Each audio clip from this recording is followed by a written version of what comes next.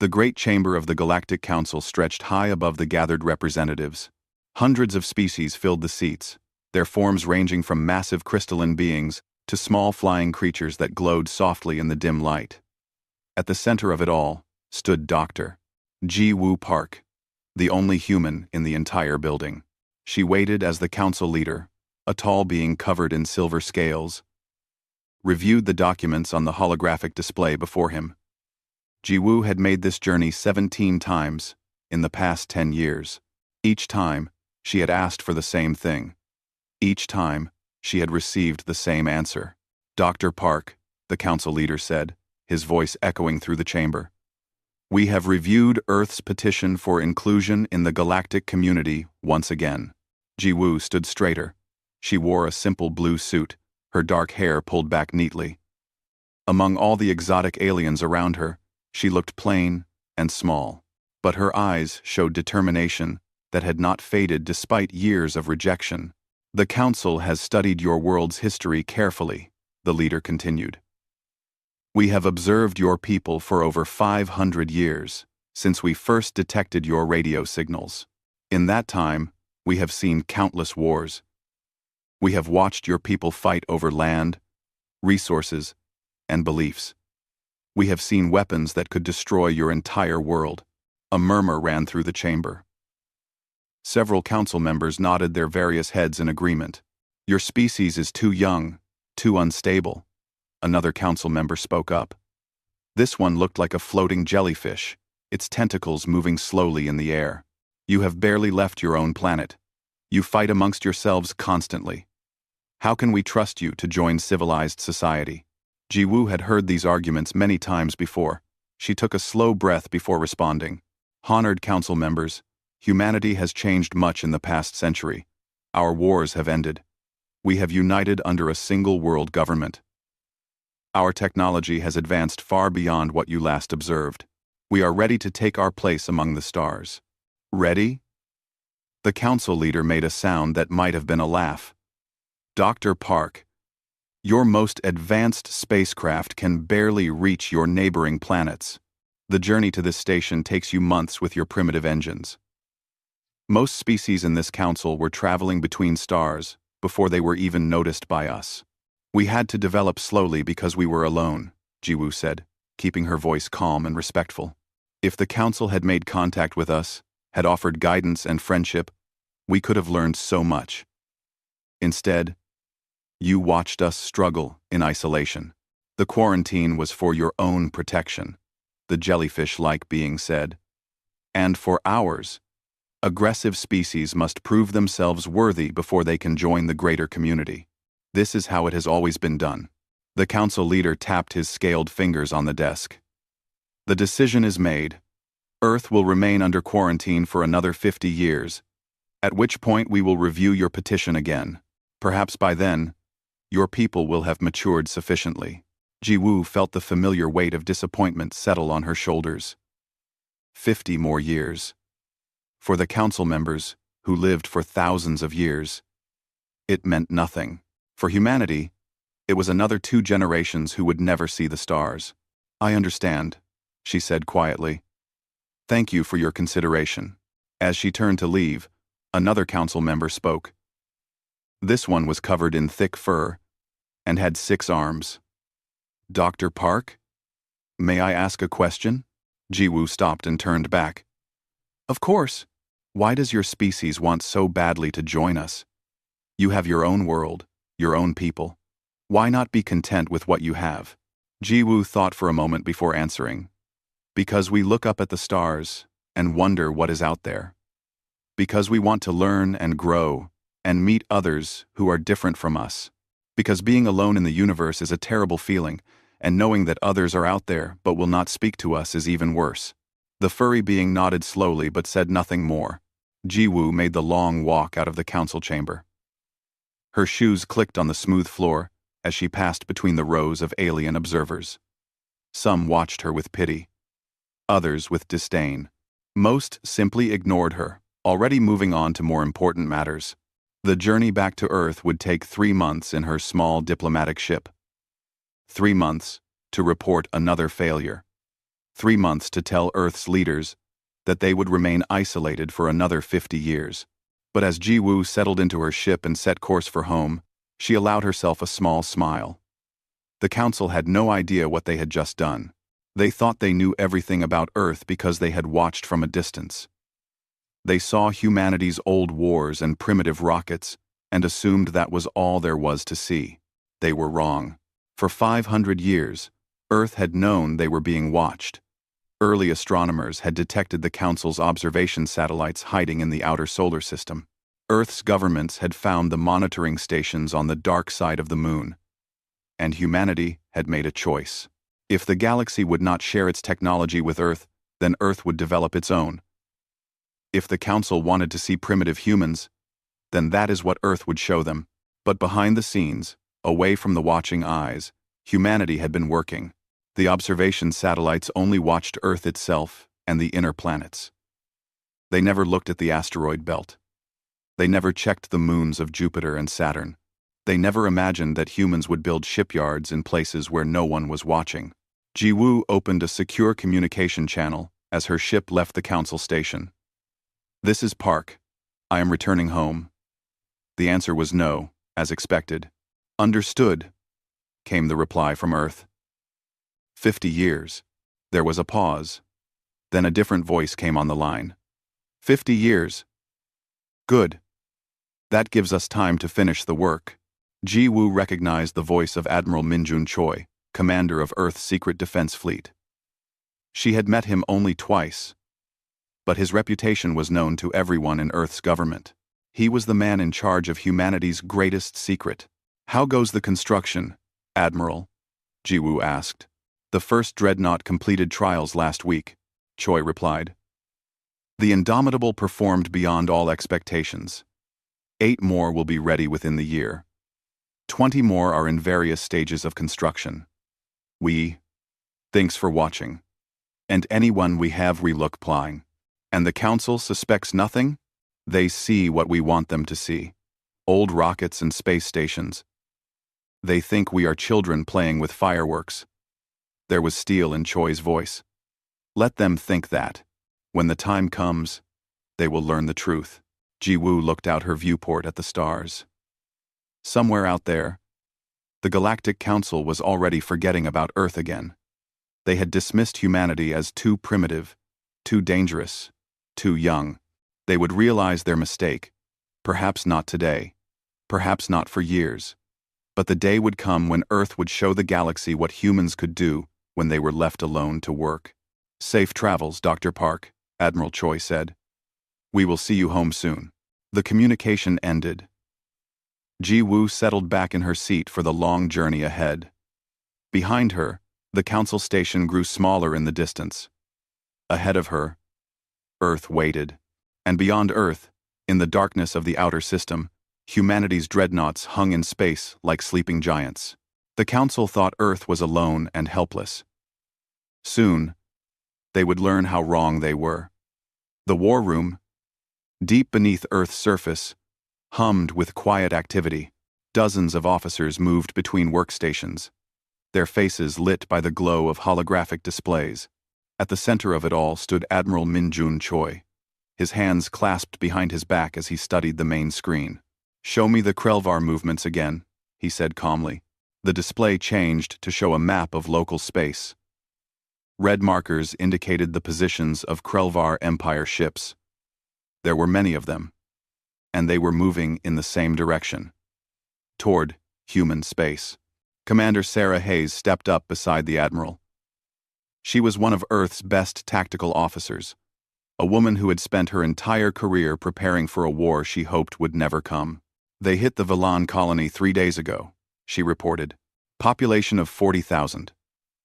No survivors. The Krelvar stripped the planet of resources and moved on." Choi's jaw tightened. The Velan were a peaceful species, farmers and artists. They had no military, no weapons. They had trusted the Galactic Council to protect them. "And the Council's response?" Choi asked, though he already knew the answer. "They issued a formal statement of concern," Hayes said, her voice bitter. "No action. No intervention. The Council says the Krelvar have the right to expand into unclaimed space. Unclaimed, Choi repeated. The Velan had lived there for 200 years. The Council says they were not an official member species, so their claim was not recognized. Choi turned to look at Hayes. Just like Earth, she nodded. Just like Earth. We are not Council members. That means if the Krelvar come for us, the Council will do nothing. The Admiral turned back to the display. The red markers were getting closer to the outer edge of Earth's solar system. Intelligence reports suggested the Krelvar had already sent scouts to observe human space. They had likely seen the same thing the Council had seen: primitive humans with old technology. How long until they arrive? Choi asked. If they follow their current pattern, they will need to resupply after the Velan attack. That gives us, maybe 6 weeks. 2 months. At most. 6 weeks. Choi had known this day would come eventually. 500 years of preparation had led to this moment.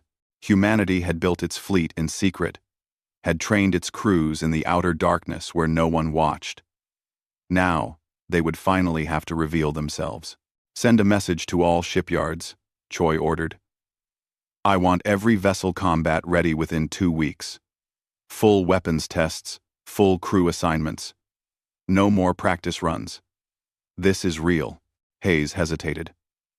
Admiral, if we activate the entire fleet, the Council will detect it. Their observation satellites will pick up the energy signatures. Good. Choi said simply. Let them see. Let them know they were wrong about us. Choi. Hayes nodded and moved to carry out the orders. Choi remained at the display, watching the red markers creep closer. The Krelvar Empire had been expanding for 300 years. They were a warrior culture, a species that believed strength was the only thing that mattered. They conquered weaker civilizations, took what they wanted, and moved on. The Galactic Council tolerated them because the Krelvar were powerful, and the Council preferred to avoid conflict. But the Krelvar had made a mistake. They had assumed Earth would be easy prey. They had looked at humanity's public technology and seen weakness. They had not looked deeper. Choi pulled up another display. This one showed the current status of Earth's defense fleet. The numbers made him feel a mixture of pride and concern. 29 dreadnoughts, each one larger than anything the Krelvar had. These were not the simple warships other species used. Earth's dreadnoughts were mobile fortresses, built with technology humanity had developed during centuries of isolation. They combined the best of human engineering with innovations no other species had considered. 47 destroyers, fast and deadly, designed to work in coordinated groups. 68 frigates for support and patrol, and hundreds of smaller vessels, fighters and bombers, and support craft. On paper, it was an impressive fleet. But humanity had never fought a real space battle. All their training had been simulations and exercises. The Krelvar, on the other hand, had been fighting for centuries. They had experience that Earth could not match. Admiral. A young officer approached. We are receiving a transmission from the outer system. It's from one of our patrol scouts. Put it through. The main display changed to show a young woman in a pilot's uniform. She looked nervous but determined. Admiral Choi. This is Lieutenant Park Min Seo, Patrol Scout 7. I have visual confirmation of Krelvar ships at the edge of the system. Count is 12 vessels. Destroyer class. They are scanning the inner planets. Choi felt his heart rate increase slightly, but kept his expression calm. Are they moving toward Earth? Negative, sir. They appear to be conducting reconnaissance only. But, Admiral, the lieutenant paused. I intercepted some of their communications. They are laughing, sir. They think Earth will be an easy conquest. Thank you, Lieutenant. Maintain your position and continue observation. Do not engage. Yes, sir. The transmission ended. Choi turned to address the entire war room. Everyone, listen closely. The Krelvar scouts are here. This is not a drill. We have very little time before they report back and return with an invasion force. The room fell silent. Every person there had trained for this moment. But knowing it was real changed everything. I want the Indomitable and her battle group ready to launch within 24 hours, Choi continued. All other vessels are to move to defensive positions around Earth.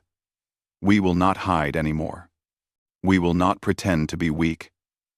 When the Krelvar return, they will find humanity waiting. Sir, Commander Hayes spoke up. Should we request assistance from the Galactic Council? Choi almost smiled. No. The Council made their position clear. They do not believe we are worth protecting. We will handle this ourselves. But sir, if we fight alone and lose, we will not lose, Choi said firmly. The Krelvar have technology and experience. But we have something they do not understand. We have 500 years of anger at being ignored.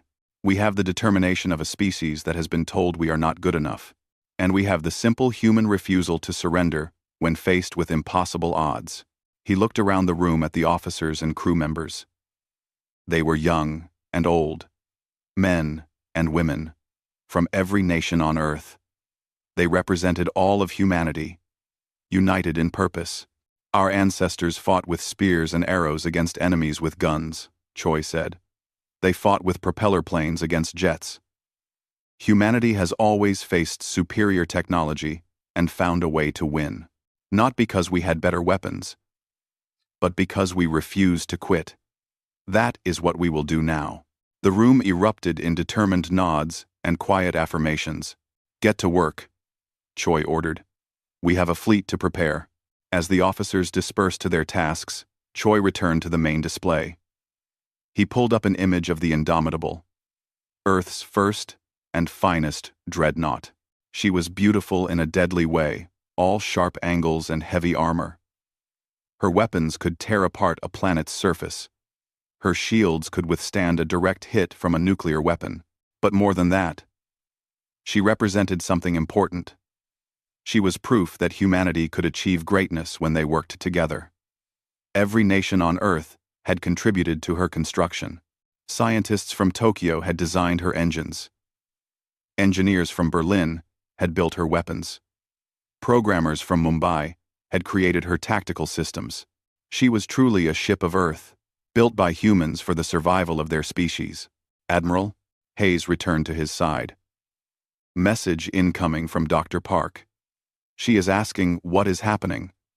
The Council's observation satellites are detecting unusual activity in our system.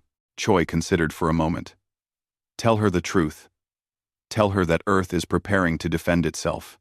And tell her to inform the Council that they are welcome to watch. They wanted to see if humanity was ready to join galactic civilization. They are about to get their answer. High above the planet, in the darkness of space, the shipyards came to life. Dreadnoughts that had waited in silence began to power up their systems. Crews boarded and took their stations. Weapons that had never been fired in combat were loaded and tested. Earth had been alone for 500 years. Humanity had been dismissed as primitive and dangerous. But now the galaxy would see what humans could accomplish when their backs were against the wall. The Krelvar were coming, and humanity would be ready. The Krelvar invasion fleet emerged from faster-than-light travel at the edge of Earth's solar system with the confidence of a predator approaching helpless prey. Warmaster Kravik stood on the bridge of his flagship, the Blood Talon, and studied the primitive system before him. Report, he growled in his species' harsh language. Scans confirm what our scouts reported, Warmaster, his second officer replied.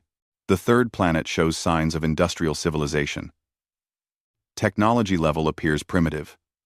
We detect no defensive satellites, no orbital weapons platforms. Kravik showed his teeth in what his species considered a smile. The humans would be profitable.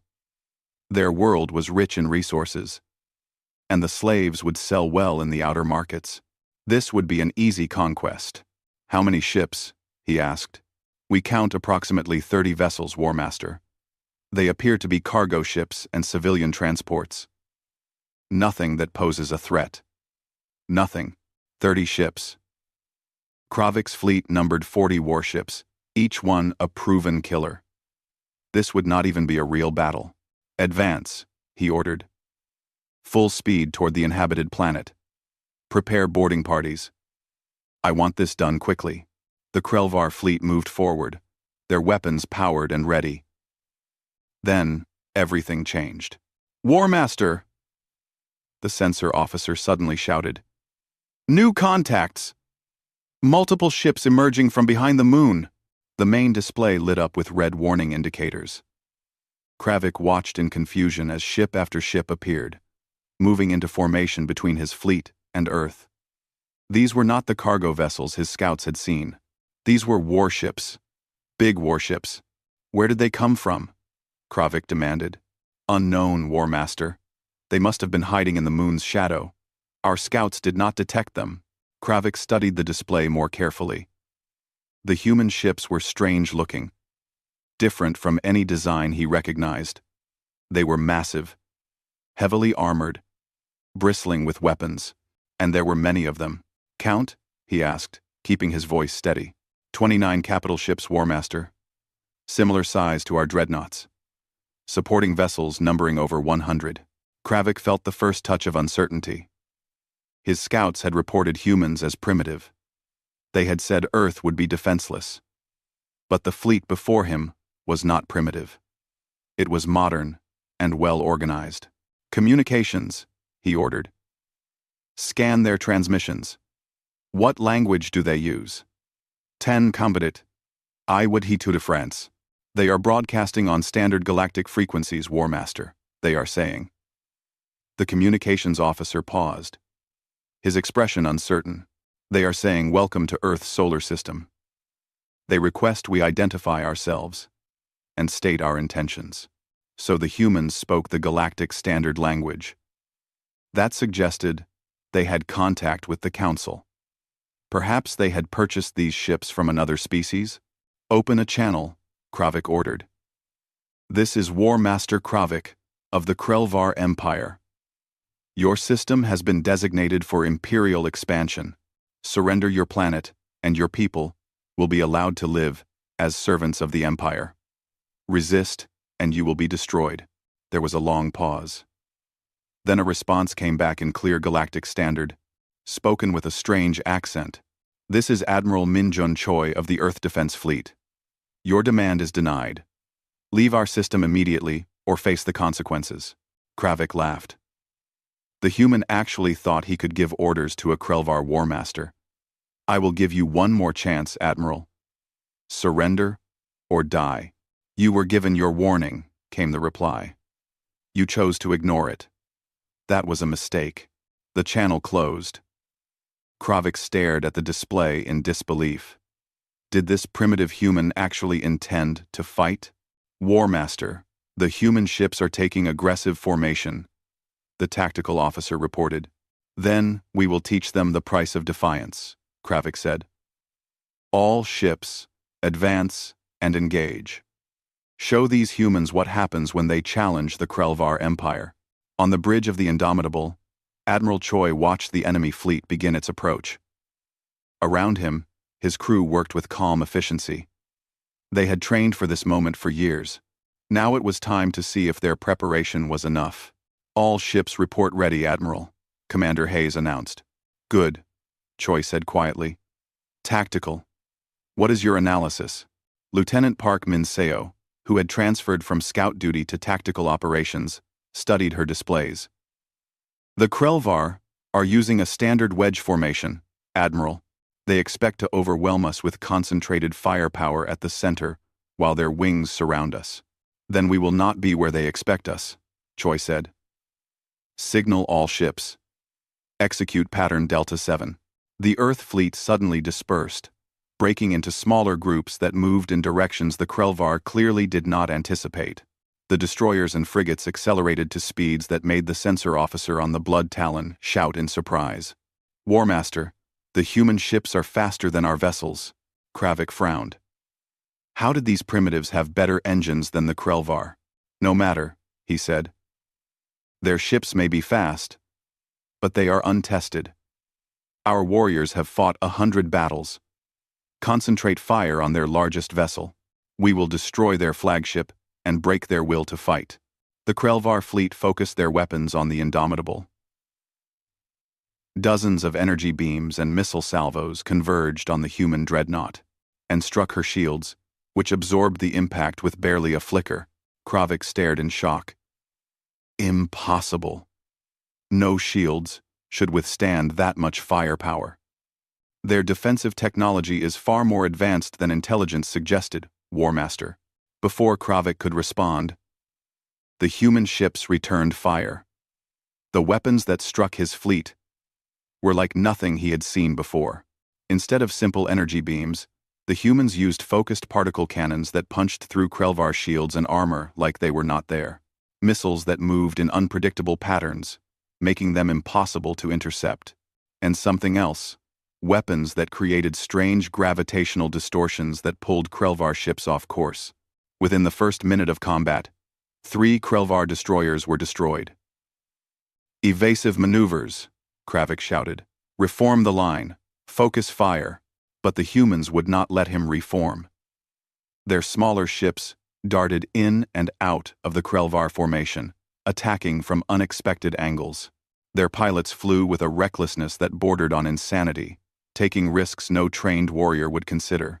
On the Indomitable, Choi watched the battle unfold with satisfaction.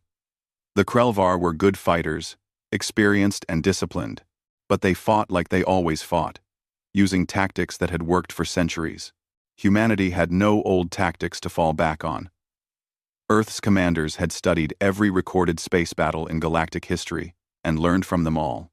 They had taken the best ideas from a dozen different species and combined them with human creativity and adaptability. Their flagship is trying to disengage, Hayes reported. Do not let them, Choi ordered. Battle Group 3, cut off their escape route. All dreadnoughts, concentrate fire on their command ship. We end this. Now. Lieutenant Park's fingers flew across her console. Targeting solutions uploaded. Admiral. All ships report ready. 1. Fire. 29 human dreadnoughts fired as one. The combined firepower was devastating. The Blood Talon's shields collapsed under the assault. Her armor cracked and melted. Secondary explosions rippled through her hull. Kravik watched his ship die around him. Smoke filled the bridge. Sparks fell from damaged systems. His crew lay dead or dying at their stations. This was impossible. The Krelvar Empire did not lose battles against primitive species. They were warriors, conquerors, masters of warfare. But the humans had beaten them. Thoroughly and completely beaten them. Warmaster, we must evacuate. His second officer shouted through the smoke. Kravik wanted to refuse, wanted to fight to the end as a true Krelvar warrior should. But looking at the display, seeing his fleet scattered and burning, he knew there was no point in dying here. Signal retreat, he said, the words bitter in his mouth. All surviving ships, withdraw to jump distance. The remains of the Krelvar fleet turned and ran. The humans could have pursued, could have destroyed them all. But they held position, content to defend their home, rather than chase a beaten enemy. On the Indomitable, Choi watched the enemy retreat. His crew was cheering, celebrating their victory. He allowed himself a small smile. Damage report? He asked Hayes. Minimal, Admiral. Some shield damage on several ships. One frigate took a direct hit, but is still operational. No casualties. No casualties. They had faced a superior enemy force and won without losing a single life. Open a channel to all ships, Choi said. This is Admiral Choi. You have done well today. You have shown the galaxy what humanity can accomplish. You have defended our home and our people. I am proud of every one of you. Ah, he paused, then continued. But this is not over. The Krelvar will return with a larger fleet, and the Galactic Council will demand answers about our hidden fleet. Rest while you can. Greater challenges are coming. The celebrations quieted as the reality of the situation set in. They had won the first battle. But the war had just begun. In the council chamber, alarms blared as the combat data from Earth's system reached their monitors. Council members rushed to view the impossible footage. The primitive humans had defeated a Krelvar fleet, and they had done it with technology the council had never seen before. The council leader stared at the display showing Earth's dreadnoughts. "Get me Dr. Park," he said quietly. "We need to talk." Dr. Jiwoo Park stood once again in the Galactic Council chamber, but this time everything was different. The council members were not dismissive or bored. They stared at her with expressions ranging from shock to fear to anger. The council leader's silver scales seemed darker than before, his eyes fixed on the holographic display between them. It showed footage from the battle, recorded by the council's own observation satellites. Earth's dreadnoughts moved through space with deadly grace, their weapons cutting through the Krelvar fleet. "Explain this," the council leader said. His voice was not commanding now. It was uncertain. Jiwoo stood straight, her hands clasped in front of her. She wore the same simple blue suit as always. But she carried herself differently now. She was not a beggar, asking for favors. She was a representative of a power the council had not known existed. "What would you like me to explain?" she asked calmly. "Do not play games with us, Dr. Park," the furry six-armed council member said. "You claimed your people were primitive. You said Earth had barely reached your neighboring planets. Yet we just watched your fleet destroy a Krelvar invasion force with technology that rivals or exceeds anything in council space." "I claimed nothing," Jiwoo replied. "I told you what you wanted to hear. I showed you what you wanted to see. You assumed the rest." The jellyfish-like being floated forward. "You deceived us. You hid military capabilities while pretending to be helpless. We did exactly what you forced us to do," Jiwoo said, her voice harder now. "For 500 years, the Council watched Earth. You saw our wars and our struggles, and you decided we were too dangerous to join galactic civilization. You quarantined us like a disease. We had valid concerns," the council leader began. "You had prejudice," Jiwoo interrupted. "You looked at humanity and saw violence. You never bothered to look deeper. You never asked why we fought. You never tried to understand us. You just decided we were not worthy and left us alone. So you built weapons in secret," the jellyfish being said accusingly. "We built defenses," Jiwoo corrected. "We knew we were being watched. We knew you would not help us if danger came. So we prepared to help ourselves. We prepared to help ourselves. Your own observation satellites proved we were right to do so. You watched the Krelvar destroy the Velan colony. You did nothing. You would have watched them destroy Earth too." A heavy silence fell over the chamber. Several council members looked uncomfortable. They knew she was right.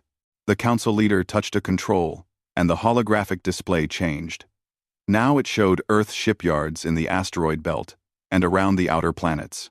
Massive construction facilities that had existed for decades, hidden from the council's monitoring. "How long?" he asked quietly. "How long have you been building this fleet?" "We began construction on the first shipyard 140 years ago," Jiwoo said. "We started building the Indomitable 70 years ago. She took 40 years to complete. We have been preparing for this day since your council first rejected us." "Impossible," another council member said. "Your technology was centuries behind ours. How could you develop such advanced systems on your own?" Jiwoo allowed herself a small smile. "You assumed we were behind because we showed you old technology. But humans are very good at learning. Council member, we studied every piece of information we could find about galactic civilization. We intercepted transmissions. We analyzed the materials and methods used in your own ships when they visited our system. We learned from everyone, and then we improved on what we learned. You stole our technology," the jellyfish being accused. "We learned from publicly available information," Jiwoo corrected. "Just as any species does. The difference is that we had motivation. We knew we were alone. We knew we had to be self-sufficient. And we knew that when danger came, we would have only ourselves to rely on. The council leader turned away from the display. You summoned me, council leader.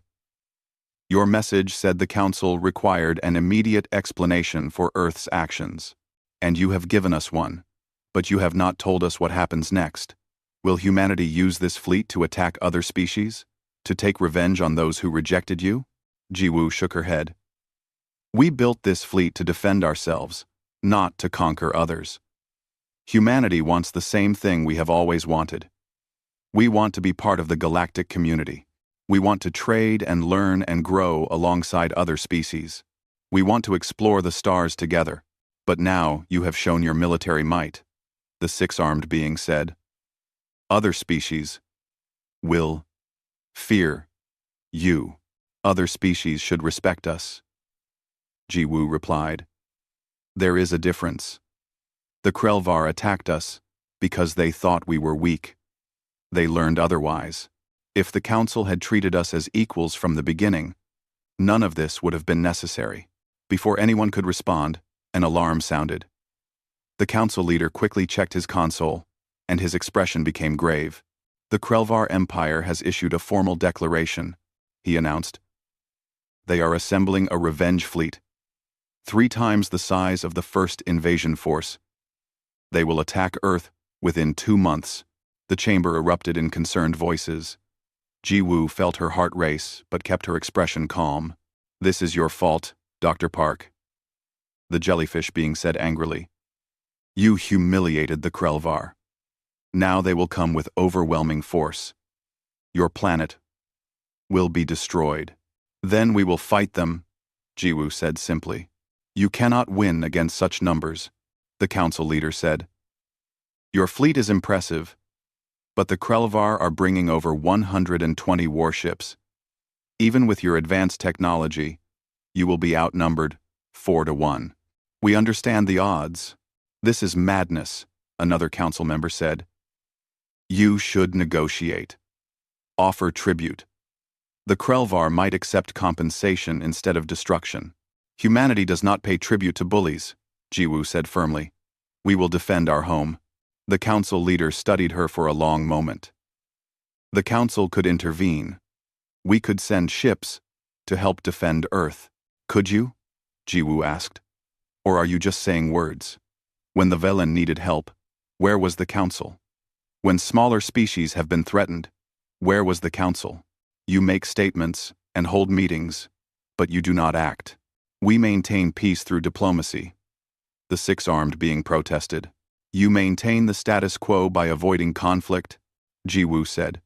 There is a difference.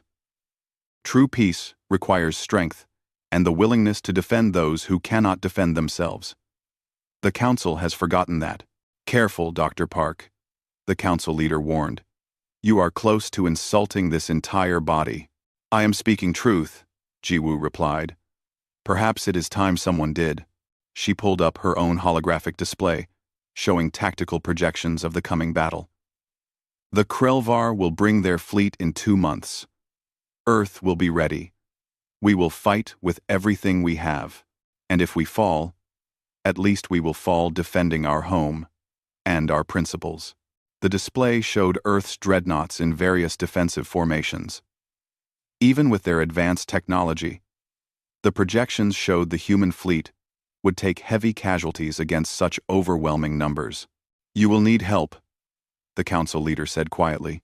We have asked for help for 500 years, Jiwoo reminded him. The council always refused.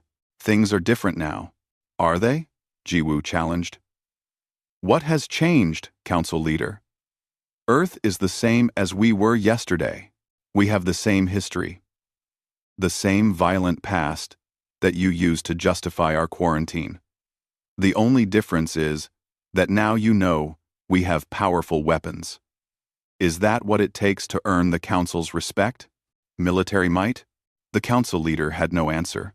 I will present Earth's situation to the full council, he finally said. We will vote on whether to send assistance.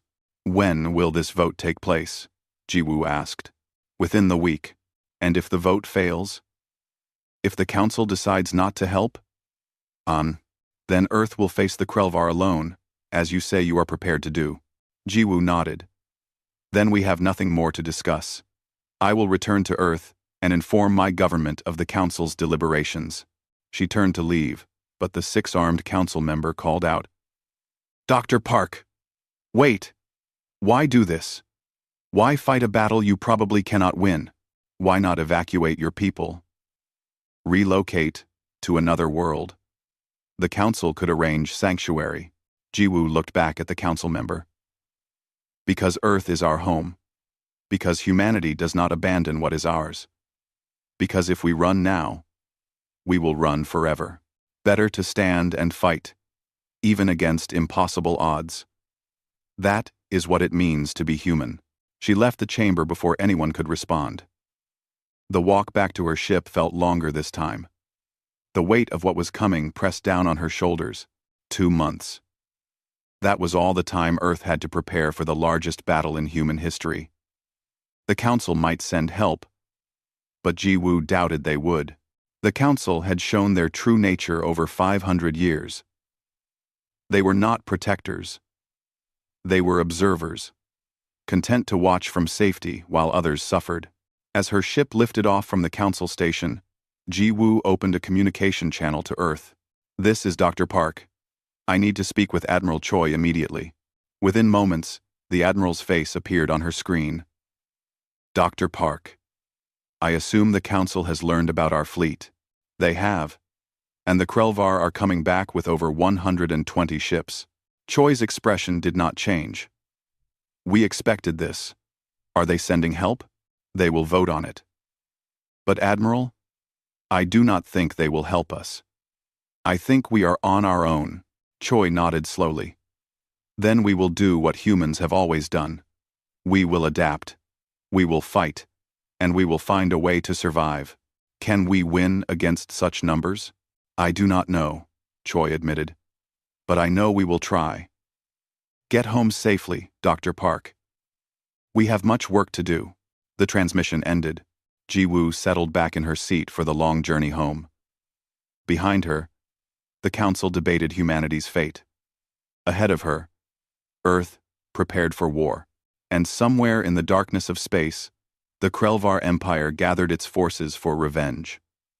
The Krelvar revenge fleet emerged from faster-than-light travel, like a storm made of metal and fury. 123 warships, the largest force the Empire had assembled in 50 years. At their center flew the Emperor's Pride, a massive super dreadnought commanded by Grand Admiral Thrak himself.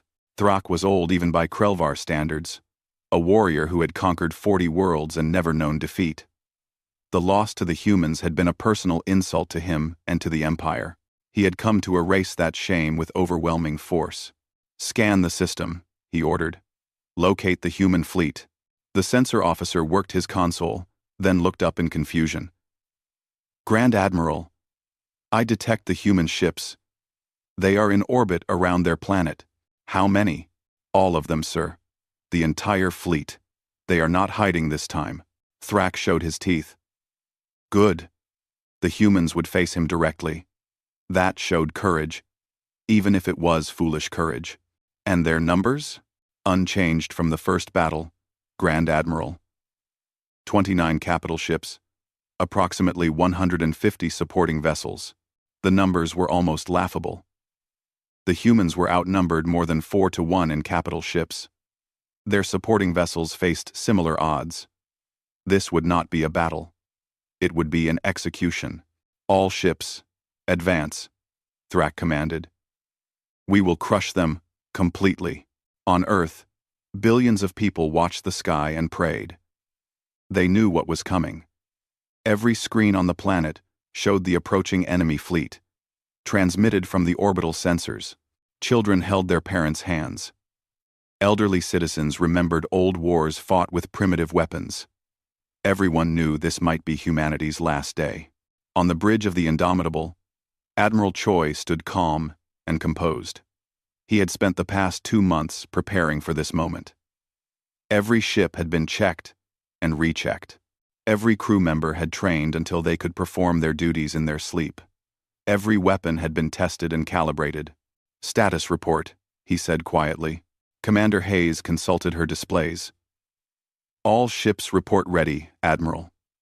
Crews are at battle stations. Weapons charged. Shields at maximum. And our special preparations? In position and ready, sir. Choi nodded. The Krelvar thought they knew what to expect. They had seen Earth's fleet in the first battle. They believed that bringing overwhelming numbers would be enough. They were about to learn how wrong they were. Open a channel to all ships, Choi ordered. This is Admiral Choi. Today we face an enemy that believes we are weak because we are outnumbered. They believe we will surrender because we are afraid. They are wrong on both counts. He paused, looking at the faces of his crew. Young Lieutenant Park at Tactical. Commander Hayes at Operations. Captain Lee at Weapons Control. They were all so young. Most of them born during the quarantine. They had grown up, knowing Earth was alone in the universe, but they were not afraid. We are human, Choi continued. Our ancestors survived ice ages and plagues. They crossed oceans in wooden boats and reached for the stars with primitive rockets. They faced extinction 100 times and always found a way to survive. That blood flows in our veins. That determination lives in our hearts. On every ship in the fleet, crews listen to their admiral's words. The enemy brings numbers. We bring courage. They bring experience. We bring innovation. They fight because their pride was wounded. We fight because this is our home, our families, our world, and we will show them what humans do when their backs are against the wall. Choi straightened in his chair. All ships, execute battle plan, Omega. Show them what humanity can do. The human fleet suddenly moved in a pattern the Krelvar had never seen. Instead of forming a defensive line, the ships scattered into dozens of small groups. The Dreadnoughts took positions behind the planet itself, using Earth's gravity well as cover. What are they doing? Thrak demanded. Unknown, Grand Admiral. Their formation makes no tactical sense. They have divided their forces. Thrak studied the display with suspicion. In the first battle, the humans had used unconventional tactics. He would not underestimate them. Again, advance carefully. Watch for traps. As the Krelvar fleet moved deeper into the system, the first surprise hit them. What they had dismissed as civilian stations and orbital facilities suddenly activated. These were not simple satellites. They were weapons platforms, hidden in plain sight. Massive mining lasers, designed to cut apart asteroids for resources, turned toward the Krelvar fleet. They had been repurposed, enhanced, and networked together. When they fired, their combined power was devastating. 3 Krelvar destroyers vanished in blasts of superheated plasma. 4 more were crippled, their hulls sliced open by beams meant to cut through solid rock. Return fire, Thrak roared. Destroy those platforms. But destroying them took time and attention. While the Krelvar focused on the weapons platforms, human destroyers struck from unexpected angles. They came from above and below the orbital plane, moving in 3-dimensional patterns that confused the enemy sensors. And they were not alone. Hundreds of small ships suddenly appeared. Ships the Krelvar had ignored as civilian vessels.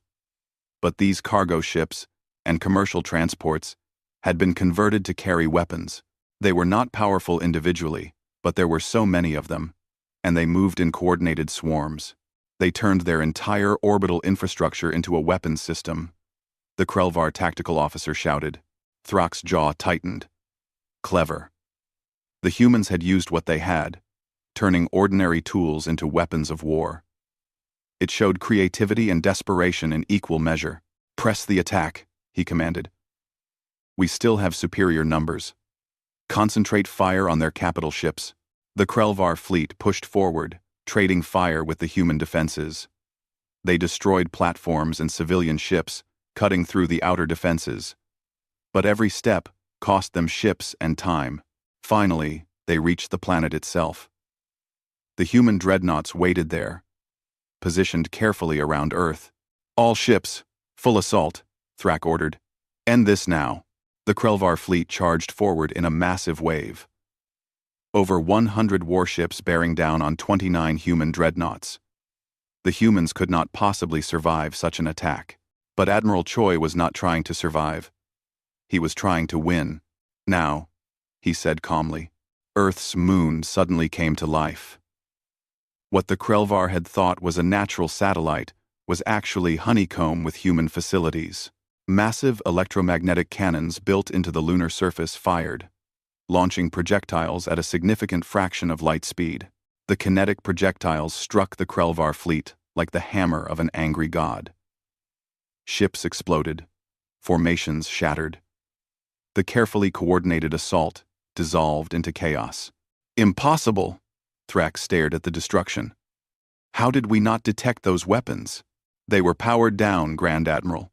They used passive cooling systems to avoid thermal detection. The human dreadnoughts took advantage of the confusion. They moved out from behind Earth, their weapons firing in perfect coordination. But they were not aiming randomly. They focused fire on specific ships, the command vessels, and strategic targets. Lieutenant Park's tactical analysis had identified the key ships in the Krelvar formation. Taking them out would disrupt the enemy's ability to coordinate their assault. One by one, those targets were destroyed or disabled.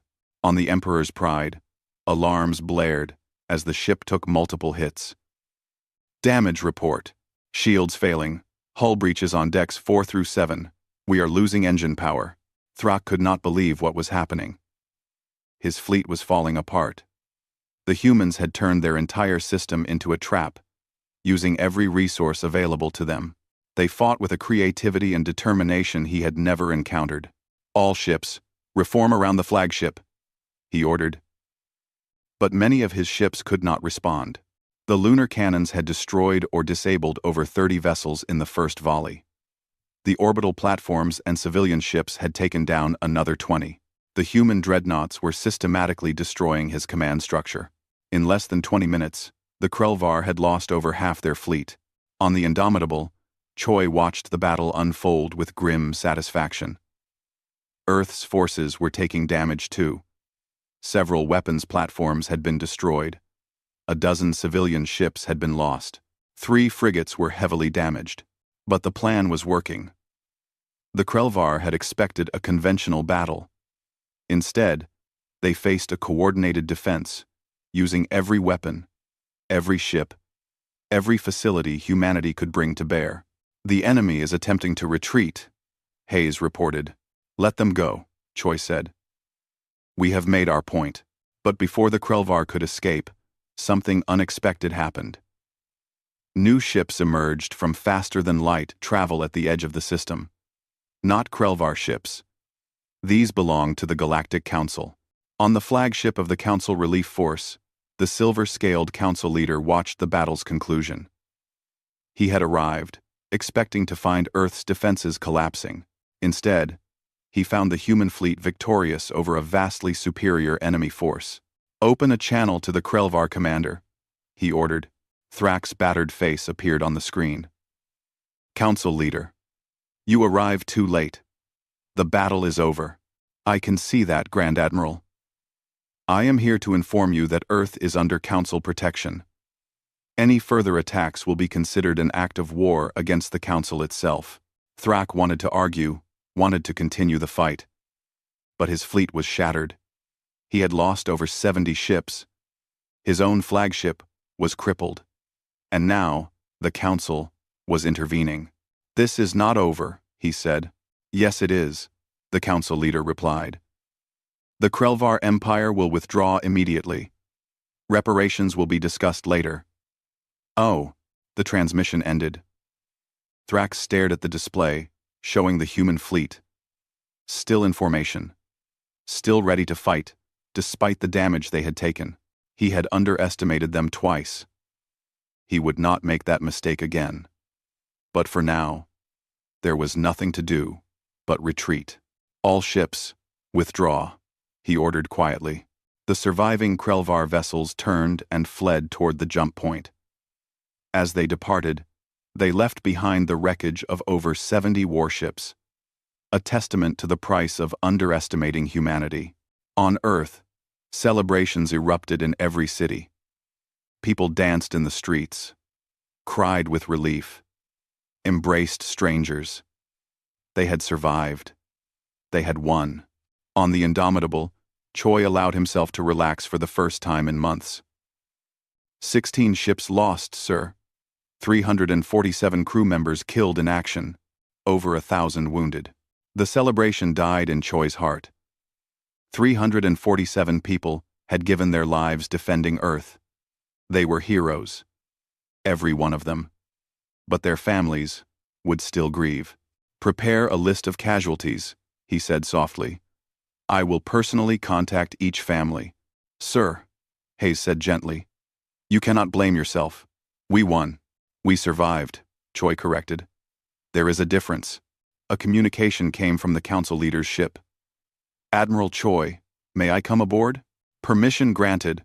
An hour later, the council leader stood on the bridge of the Indomitable, looking around at the human vessel with new eyes.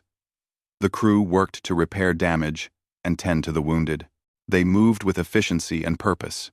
"You fought well," the council leader said. "We fought desperately," Choi replied. "We had no choice." "No.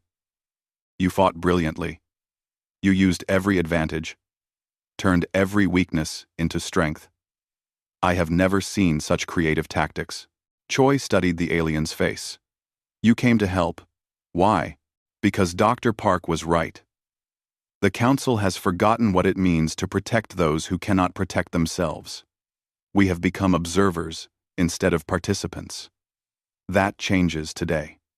Maybe. "Your timing was fortunate," Choi noted. "We were already on our way when the battle started. The Council voted to assist Earth. It was not unanimous, but enough members recognized that allowing the Krelvar to destroy you would be wrong." The council leader paused. "Though I admit, you did not need our help. We needed to know we were not alone," Choi said quietly. "That meant more than ships and weapons." The council leader nodded slowly. "Admiral Choi, the council wishes to formally invite Earth to join galactic civilization, not as a probationary member or a species on trial, as full equals." Admiral Choi, Anten frowned. "And what changed? Why are we worthy now when we were not before? You proved that you can defend yourselves. You proved that humanity has the strength and determination to stand among the stars. But more than that, you showed mercy. You could have destroyed the Krelvar fleet completely, but you let them retreat. That shows wisdom." Choi considered this. "I need to consult with Earth's government. This decision is not mine alone to make, of course. But Admiral, speaking personally, I hope you accept. The galaxy needs species like humanity. Species that refuse to surrender. Species that protect the weak. Species that turn their cargo ships into weapons when necessary." A small smile crossed Choi's face. "We will discuss it." Later, as the council leader's shuttle returned to his ship, Dr. Jiwoo Park arrived on the Indomitable. She found Choi standing alone in the observation deck, looking out at Earth. "We did it," she said softly. "We are not alone anymore." We were never alone," Choi replied. "We had each other. That was always enough." Jiwoo stood beside him. "The council is offering membership. Full status. Everything we asked for. And what do you think? Should we accept?" "I think we should," Jiwoo said. "Not because we need them, but because they need us. The galaxy has forgotten what it means to stand and fight for what is right. We can remind them." "Jiwoo," Choi nodded. "Then we will join them. As equals. As partners. But never as subordinates." "Never," Jiwoo agreed. They stood together, watching their world turn slowly in the darkness of space. Earth had been alone for 500 years. Humanity had been dismissed as primitive and dangerous. But today, they had proven themselves. Not through conquest or domination, not by becoming what the galaxy expected, but by being exactly what they had always been: human, stubborn, creative, determined, and willing to fight for what they believed in, even against impossible odds. The galaxy thought Earth was alone. Then humanity's dreadnoughts arrived, and everything changed.